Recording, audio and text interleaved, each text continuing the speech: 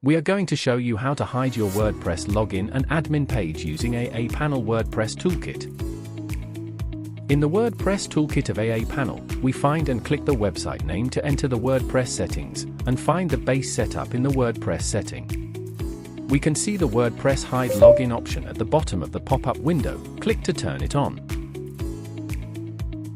In Change Admin Login URL, you can set the path you need to use to log into the admin page. For example, if we enter a panel, it means that you enter this path when you log into the WordPress admin. Redirection URL means the page that will be redirected to when the user enters the wrong admin page path, for example, for o4.html. After the settings are completed, we can test the login.